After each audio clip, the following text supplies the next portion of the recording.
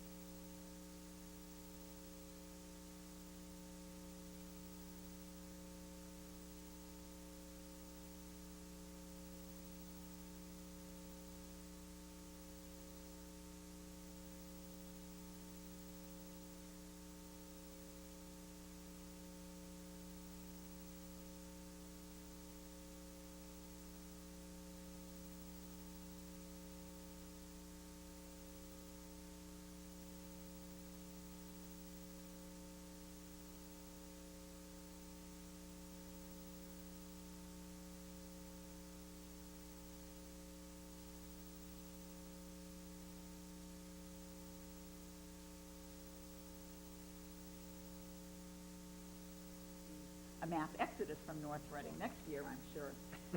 So, unfortunately, the only way that we can correct this is by initiating what they call an informal challenge to the figures. And that has to be done by the chief elected official of the town. I have been in touch with the Susan Strait of the University of Massachusetts Donahue Institute, and they are the data providers to the U.S. Census Bureau for these figures. And they have informally admitted that it does look a little skewed, to have such an explosion figure in 1 year.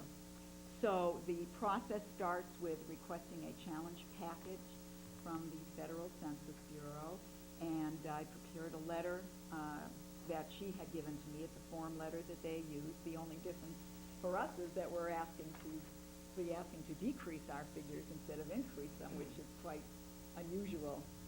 Of course, we get federal dollars for every head counted in the decennial census, so most people are vying to get extra heads counted in their census count. And but the figures that we have standing here of 17,272 populations just are not accurate, and so we would want to correct them. Barbara, in terms of this federal count, right, I mean, this impacts the districting of federal House of Representatives? It will next year. It will next year. And it would have impact on the number of precincts, perhaps? In in North Reading, if we go over 16,000 residents, we would need another precinct. Right, so it has, is this the official number? It is So you would be forced to Yes.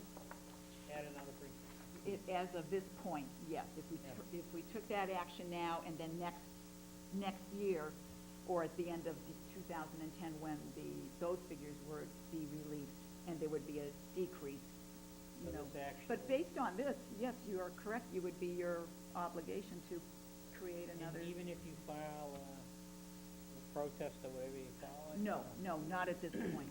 You know, we have the opportunity to correct this, you know. It also impacts other departments like the library. If they go over, I think, a population of 16,000 in the community, they have to be open extra hours. You know, it does impact other departments. I think if various departments are looking for grant monies, you know, a higher population is to their benefit to get more grant monies, but it would not be accurate, you know, at this point. That was the question that I had was, there's a couple of drawbacks, but are there any positives to having a higher population count at this particular juncture? And additionally, I was going to ask, and somebody answered it, I guess, when's the next count take place? The next count that counts. The next count that counts is April 1, 2010. That's when the process begins. Correct, And generally, those don't get certified and done until 2012. correct, Right. correct. So you'd be in this cusp period for about Right. 3 years. But once we start this informal challenge, we would hope to have these figures corrected and into the Census Bureau by October 1 to make it reflective, and then they would correct these numbers. October 1 of this year? This year. And how are they going to correct them? They will make the adjustments based on documentation, hopefully.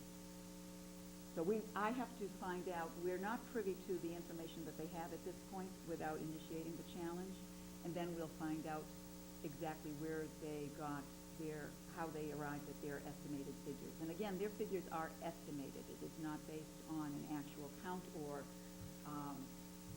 census form going out, you know, to each resident like it is every 10 As far years. as federal revenue sharing, whatever the latest name of it is, if it's based on head count, that could potentially be to our benefit? Well, I would say yes, if it was in fact true, but I think that we know that these figures are not representative of North Reading, and that, as I said, it would come out in the wash after the next federal census next year. I'd just like a clearer understanding as to what the pros and cons are. Again, accuracy aside. I mean, Well, accuracy is clearly a problem. I mean, it's a problem because of this big error, but overall, if they're only using estimates, I mean, you know. well, they're using it across the board, though. Yeah. We just happen to be one community that's significantly skewed. And there may be other communities where they underestimated as opposed to overestimated. So whatever their formula is, you know, we're not privy to it, I guess, but. Right. But I'm just curious, and again, obviously I'd like to see something properly reflected, but I'm curious as to whether or not there may be some tangible financial benefit for leaving it alone for a year until it gets readjusted next year. Again, particularly where there's an awful lot of federal money flying around based on a whole host of factors. Well, with respect to the schools, it's based on the school numbers, the state numbers, and, you know, I don't. Well, that's not gonna change. Right, That's it's not based upon that's not gonna population, change. it's based upon But enrollment. there are a whole host of other programs for public safety and public health that are based on population, I would assume, as opposed to like an October 1st head count in the school department. We got one grant for the fire department. But there may be some other distributions of funds allocated to cities and towns. I don't know, I'm just asking the question before we go in and sign off. And again, if there isn't any tangible benefit, and it's more to a detriment in relation to, you know, increased hours at the library, which we can't afford to do, and setting up another precinct, which we don't necessarily want to do, and crowd into one voting place. Yeah, then we have another Then it's fine, but, I'd just like to be able to get our arms around a little bit more as to what these numbers really do mean to the town of North Reading, dollars and cents wise. If they're gonna be corrected in a year or two, they're gonna be corrected in a year or two. I guess I feel like they ought to be corrected, they're so far off, period. Independent of the consequences. I always like to look at the consequences. If you could deck something, Yeah, on the other hand, If then that's we a find hurt, that's ourselves paying okay. it back I the was just following gonna year, say. you know? What's that? Then we pay it back the following year. Well, there's no payback if that's the numbers they come up with, that's what they're relying on. And then we just get readjusted. I don't know, I feel very strongly we should just go get it fixed. Excuse me, we don't know if there's, say, adjustments, by reduction of the population, but this is based on building permits? It's from the information that, I have gathered so far, which is limited, and it's mostly through the Boston Globe Recorder, was that is what the basis of the estimates are. So you had X amount of building permits, that number won't change next year. I mean, building permits may go down, but our population doesn't go down. We had Lincoln properties with 406 Specifically, it units. appears to be the Lincoln property. we had 406 That they were units added. counted multiple times Right. rather than once in the process, in the formula. That's what I'm led to believe at this point. And So I we would guess be the question looking- is, do they have a way of internally correcting that? They did it multiple times. And Well, that's what this process is about, this informal challenge. But why would they not initiate it themselves if it's been brought to their This is- attention? No, I'm just saying, if Right.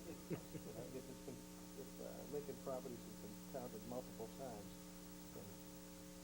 Well, we don't really know what. No, but No, that's the not only Yes. significant development. Well, in fact, that should have resulted in some growth. Right. Yes, and it did, even according to our figures.